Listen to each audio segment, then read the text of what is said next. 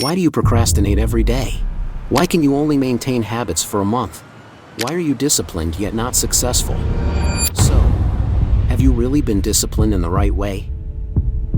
In this video, I will share the different levels of discipline and how to gain the right perspective on discipline.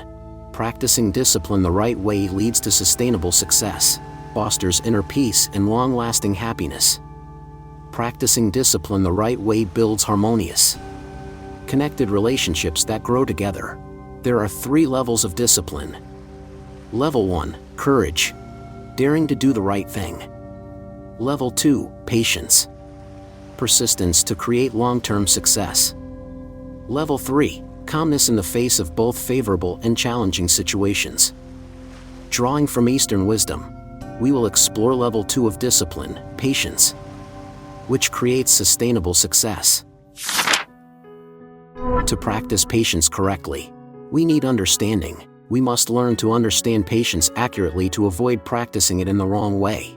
Misguided patience is when one suppresses anger and acts without clarity. For instance, a mother with a misbehaving, unruly child may quietly endure, holding back her tears as the child grows increasingly spoiled and disrespectful. Eventually, the child becomes incorrigible. Such patience, rooted in ignorance, results in indulging the child's misbehavior without teaching him right from wrong. Therefore, patience without wisdom is very dangerous. Have you seen how misguided patience leads to many consequences? Some husbands or wives endure the wrong actions of their spouse without speaking up to help the other person see the problem. In doing so, they unintentionally enable the wrongdoings. Many fresh graduates, upon entering the workforce, witness corruption or bribery from their boss or colleagues and stay silent, fearing consequences to themselves. By remaining quiet, they lose their sense of integrity, as silence in the face of wrongdoing becomes complicity. Some people know others are in the wrong, but instead of addressing it, they bottle up resentment, becoming bitter. Others might try to appear patient, but inwardly, they suppress anger and allow desire, anger, and ignorance to accumulate, festering in their hearts. Vietnamese folklore tells the story of a married couple. The husband was known for his jealousy and constantly scrutinized and tormented his wife. One day, he received orders to go to war. At the time, his wife was pregnant. 10 days after he left, she gave birth to a son. When the baby cried, the wife would point to her shadow on the wall, telling him it was his father. Over time, this became a habit. The son would often ask to see his father before going to bed. When the war ended, the husband returned home. As he comforted the child during one of his crying fits, the child said, "You are not my father. My father is different. He comes every night." These innocent words made the husband believe without a doubt that his wife had been unfaithful. He verbally abused and even beat her severely. Unable to defend herself, she quietly endured, swallowing her tears. In a moment of desperation, she seized the moment while her husband was at the neighbor's, ran straight to the river, and plunged her head into the water. That evening, when the husband lit a lamp, the boy pointed to his shadow on the wall and exclaimed, "There's my father." Realizing the misunderstanding, the husband was filled with remorse, but it was too late. The story contains many thought-provoking messages. Beyond the husband's jealousy and abusive nature, the wife endured in silence, practicing misguided patience by suppressing her true feelings without communication. In normal circumstances, this may seem like peace, but in times of crisis, inner weakness and suppression lead us to actions clouded by emotions rather than clarity. What we need is calmness to gradually find ways to resolve conflicts. Thus, patience that guides us toward goodness, reducing greed, anger, and ignorance, and increases understanding, is considered righteous patience, endurance, and humility. Any form of patience that draws us toward negativity, increasing ignorance, anger, or greed, is misguided patience. Practice patience correctly. Patience in observation. Observing the outside world. The first form of patience is patience in observation, enduring to observe.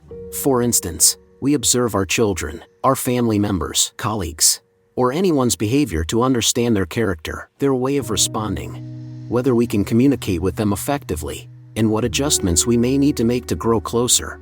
This displays a person's patience. Those who possess patience and observation tend to have strong and understanding relationships. Observing a child carefully teaches us how to guide them. Observing someone closely shows us how to nurture and maintain the relationship. Observing a task closely enables us to understand how to develop it. Observing the flow of society reveals how we can cultivate ourselves to contribute positively. Observing nature carefully shows us how to protect it. Observing the lives of great individuals or saints teaches us which paths to follow and which to avoid. Observant patience is a journey of daily discipline. Those who cultivate it hold the key to unlock the doors to peace, harmony, and fulfillment. If we live life without observation, or merely with shallow observation, we end up ruled by our emotions. We act on our whims, our subjective views, acting impulsively when excited, giving up when our interest wanes, and causing trouble when irritated. Such a life resembles a gamble, swayed by fate, ruled by chance. And when it comes to gambling, no one wins sustainably. Do you want your life to drift like a game of chance? Live mindfully, take the wheel yourself, and take charge of every decision. Observing the inside world. There exists a special type of observation, observing and evaluating oneself, turning inward. We practice patience to observe our actions, words, attitudes, and thoughts. We reflect on our strengths and weaknesses. Are we better or worse than we were yesterday? What kind of practice do we need to live better? Without patience, we are constantly driven by external distractions. This type of observation requires us to cultivate mindfulness, awareness, vipassana meditation. This skill helps us eliminate negative tendencies within ourselves. By practicing patience and persistent observation, we can clearly see each stage in the flow of consciousness, much like observing causation or the relationship between cause and effect. This process of observation not only helps us understand our current emotions, but also reveals how they may unfold in the future. From there, we can adjust our attitudes and behaviors to create more positive outcomes in life. Notably, patient observation is like a light, illuminating the darker parts of the soul, enabling us to develop in any area we choose to focus on. When we turn our observation inward, we grow stronger and wiser. When directed toward family, relationships also evolve. Focusing in the right way brings completeness and meaning to whatever area we choose.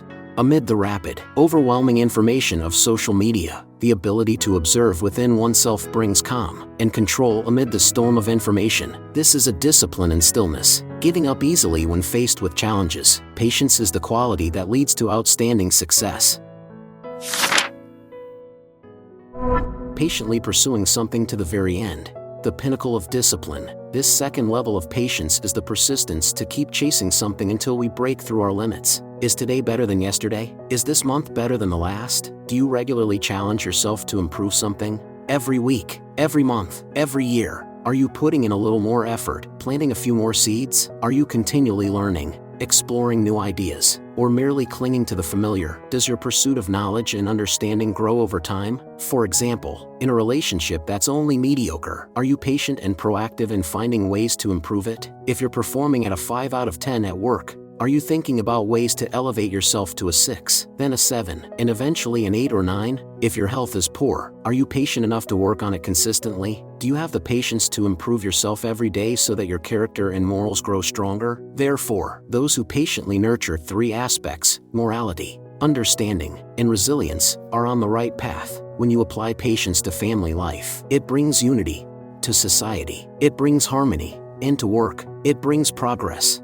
There's a story about the patience and humor of Socrates, a renowned philosopher of humanity. It's said that Socrates had a very fierce and sharp-tongued wife. One day, while he was hosting guests, his wife asked him to hang up the laundry she had just finished washing. Absorbed in conversation, he didn't notice her request. Angered, she dumped the entire bucket of wash water over his head from the upper floor. Socrates calmly wiped his face and joked with his guests. "You see, after thunder and lightning, there's always a downpour. Without my wife, I might never have become the philosopher people say I am." His friend, amused, burst out laughing and said, "Your response only shows the essence of greatness. You possess both remarkable patience and a wonderful sense of humor." To become extraordinary requires daily, persistent effort and overcoming challenges. Champions train tirelessly before reaching the pinnacle of glory. Patience but still feeling resentment. Most of us misunderstand the true meaning of patience, often seeing it as something closer to merely enduring unfairness. We feel wronged and believe we must bear the injustice to get through it. Years ago, my wife and I, being the same age, often argued, challenging each other in every detail. We'd argue 2 or 3 times a day. Now, it's about once every 3 months. Thanks to meditation practice and Buddhist teachings, which I encountered through extended meditation retreats, by learning to observe our own minds, we gradually untangled these conflicts. So, to be patient without feeling resentment, I believe meditation is essential. And true meditation requires observing one's mind. Without that awareness, patience is still accompanied by lingering resentment. Practicing meditation without truly seeing into one's inner state turns each instance of patience into mere endurance, which, over time, can lead to health issues. I've noticed in Asia that while the divorce rate isn't high, many men turn to drinking at bars. Although drinking has its own negatives, it at least reduces household conflict temporarily. Many choose to avoid confrontation, which is a short-term fix but far from optimal. Avoidance doesn't address the root of our discomfort, resentment, or anger. So one day, it erupts, often with serious consequences. Facing unpleasant situations with patience means gradually untying emotional knots, transforming them into fuel for each step on the path toward achievement. So, what's the solution?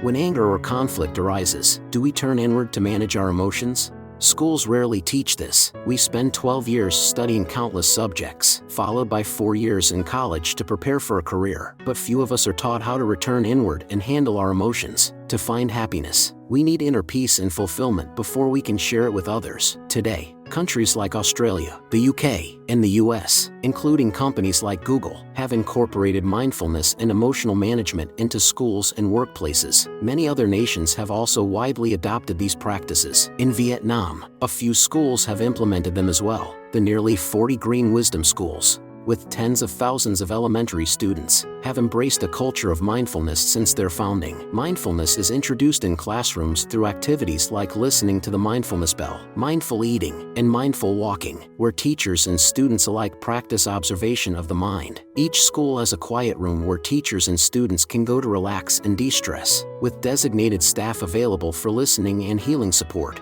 helping them to find peace again. Teachers also attend a 10-day Vipassana meditation retreat each year. As teachers strengthen their awareness, they are better equipped to manage their emotions, becoming calmer and more insightful guides for their students. Additionally, we hold regular workshops for parents and grandparents, encouraging them to live mindfully so they can teach their children and grandchildren with joy and harmony. Here are some methods to practice patience while remaining joyful and detached. 1. Practice living with mindful awareness. 2. Maintain a sense of humor to always find the upside of every situation. 3. Use mental reminders to encourage detachment and resilience. 4. Deeply understand the principles of impermanence and cause-effect. Now, let's start a simple exercise to build patience right here and now. Do not perform while driving, near a pool, cooking, or in any situation requiring intense focus. 30-second breath hold exercise. Right now, stop for a moment, sit upright and hold your breath for 30 seconds. Observe. Pay attention to your body, your heart area, and your heartbeat right now. Observe without controlling or analyzing. If there is no urgent danger, don't force your emotions to disappear. Just observe and accept them. This is a step towards better understanding and managing your emotions. Let's begin.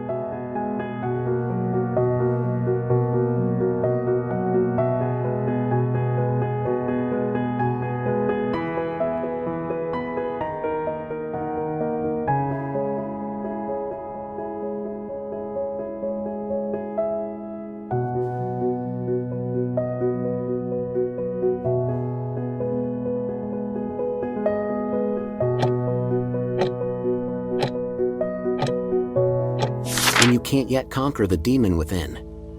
I remember once meeting a meditation master who spoke about the saying, when you meet the Buddha, cultivate. When you meet a demon, exorcise. He suggested this was mistaken. Instead, he said, when you meet the Buddha, cultivate. When you meet a demon, avoid.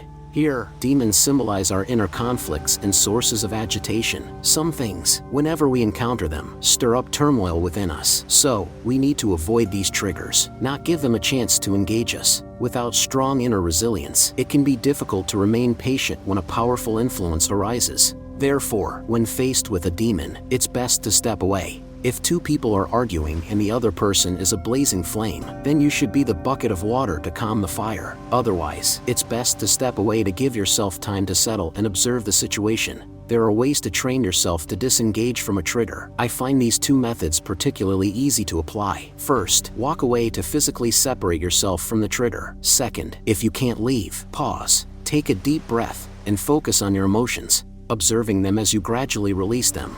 You might also count silently from 1 to 10 or recite a personal reminder like, speak less, listen more, react less, observe more. Patience in life is essential. Patience is not weakness, it reflects a powerful inner strength. Practicing patience is a disciplined journey within, a process of purifying greed, anger, and ignorance within ourselves. Cultivating patience is an act of kindness, bringing immediate and future benefits. Patience helps us conquer ourselves, make friends instead of enemies, and nurture compassion. Thank you for listening. If you'd like to hear more wisdom from great minds on self-discipline, mindfulness, and living a prosperous, peaceful life, please like and subscribe to the channel. Let's practice mindful discipline together.